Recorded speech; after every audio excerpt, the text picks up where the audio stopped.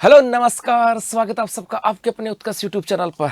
यदि आप first grade का एग्जाम देने जा रहे हो तो कुछ बहुत सारी चीजें ऐसे हैं जिनको लेकर के आपको सीरियस होना होगा। मतलब कुछ ऐसी बातें हैं, वो कुछ हमें तो कुछ लगती हैं, किसी दूसरे को कुछ लगती हैं, लेकिन जब बच्चा एग्जाम देने जा रहा है ना, उसके लिए वो बहुत सारी बातें हो जाती है। इसलिए मैंने दो शब्दों का प्रयोग किया, कुछ बातें ऐसी हैं।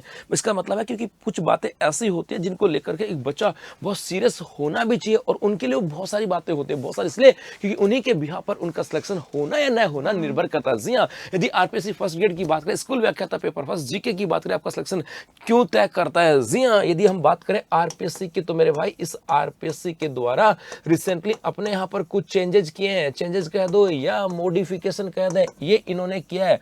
और इसी मॉडिफिकेशन को ध्यान रखते एक तो इन्होंने अपना सिलेबस चेंज कर दिया। तो यदि आप फर्स्ट ग्रेड के एग्जाम देने जा रहे हो तो अभी से फटाफट से आरपीएससी की ऑफिशियल वेबसाइट पे जाना और वहां पे जो नया सिलेबस है फर्स्ट ग्रेड का वो डाउनलोड कर लेना। हो सकता है अभी भी आप पुराने सिलेबस के अकॉर्डिंग तैयारी कर रहे हो तो। और अच्छी बात है, वो कहते हैं ना कि युद्ध से पहले जितना आप परिश्रम करोगे, युद्ध से पहले जितने पसीने बहाओगे, युद्ध में उतना ही कम रक्त बहाना पड़ता है। तो यदि आप लोगों ने पहले से सिलेबस को डाउनलोड कर रखा, बहुत अच्छी बात है। इसका मतलब आपको पता लग गया, उसके अकॉर्डिंग आप तैयारी कर रहे हो, दिल की बहुत अच्छी खुशी मिलती है यदि आपने ऐसा किया है तो। लेकिन उसके साथ साथ चेंजेस किया है, और वो क्या आपका एग्जाम पैटर्न की बात करें, ये एग्जाम पैटर्न के अंदर भी चेंज किया। और उस एग्जाम पैटर्न में चेंज किया क्या पता है, जो लास्ट फर्स्ट ग्रेड की एग्जाम लगी थी, लास्ट जो फर्स्ट ग्रेड की एग्जाम लगी थी उसके अंदर फर्स्ट पेपर में 40% मार्क्स नहीं आ रहे थे। क्योंकि यहां पर फर्स्ट ग्रेड की बात करें तो फर्स्ट ग्रेड के फर्स्ट ग्रेड में आपके दो पेपर होते हैं। फर्स्ट ग्रेड की बात करें दो पेपर होते हैं। फर्स्ट पेपर जो आपका होता है जीके का,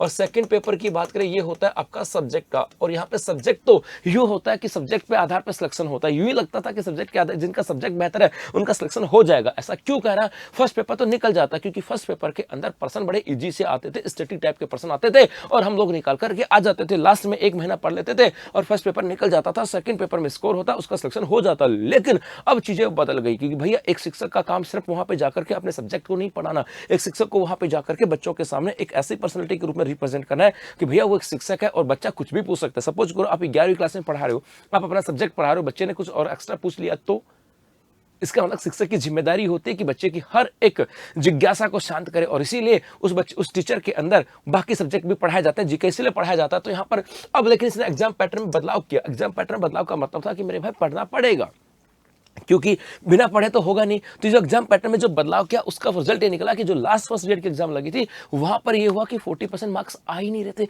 और यहाँ पर ये हो रहा है कि भैया जीके के अंदर भी 40% मार्क्स आने चाहिए तभी काम चलेगा, और यहाँ पर भी 40% मार्क्स आने चाहिए इंडिविजुअल, नहीं तो सिलेक्शन होगा ही नहीं है। दोनों में इंडिविजुअल आने चाहिए, इसका मतलब है। और अब यदि 40% नहीं आ रहे तो सिलेक्शन नहीं होगा, तो आपका सिलेक्शन क्यों तय करता है। और अब जिसके फर्स्ट पेपर में 40% मार्क्स आ गए, बाकी वाले में कितने आए मैटर ही नहीं कर रहा।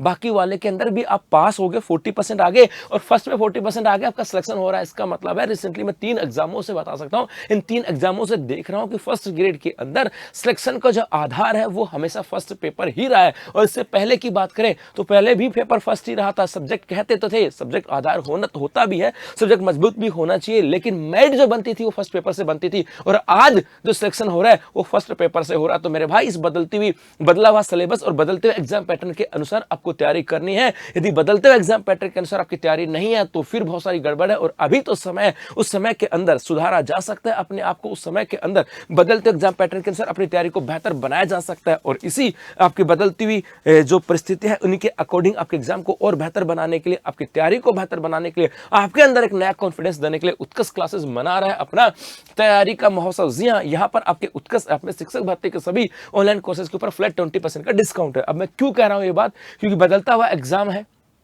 बदलता हुआ पैटर्न है, और इस बदलते हुए पैटर्न के लिए एक अनुभवी जो शिक्षक है वो आपको एक अच्छा सशक्त मार्ग दिखा सकता है, क्योंकि उनको तजुर्बा होता है कि बदलते एग्जाम पैटर्न में कैसे प्रश्नों को सोल्व किया जाता है। क्योंकि पहले प्रश्न सेटिंग आते थे, अब कथन के रूप में आता है, कारक के रूप में आता है, या एक प्रश्न दे दिया जाता है और उसके 4-5 बातें यहाँ पर पूछ लेते हैं कि भैया इसके संदर्भ में कौन सा चीजें आ जाती है। मतलब पहले क्वेश्चन आता था और उसका सीधा जवाब होता था ABCD में जवाब दे। अब तो क्वेश्चन आता है और पूछते हैं कि बताओ कौन सा कथन सत्य या असत्य, और उसके बाद नीचे 1 2 3 4, बी 1 2, सी केवल 2 3, ऐसे भी होते हैं। तो ये बड़े कंफ्यूजन वाले हैं और इन कंफ्यूजन को बेहतर वही समझा सकता है जिन्होंने इन चीज़ों को बड़े बेहतरी से या अपने आप को इसी के साथ जिया हो, और वही चीज़ें आपको मिलने वाली है शिक्षक भर्ती के सभी ऑनलाइन कोर्सेज के ऊपर, जहां पर आपको फ्लैट 20% का डिस्काउंट दिया जा रहा है 30 नवंबर तक। और इसके लिए आपको कूपन कोड अप्लाई करना पड़ेगा UC20 हमारे सभी ऑनलाइन कोर्सेज और टेस्ट सीरीज के ऊपर। तो मुझे उम्मीद है चीजें समझ में आई होंगी। फर्स्ट पेपर को लेकर के मन में जो डर था वो दूर होगा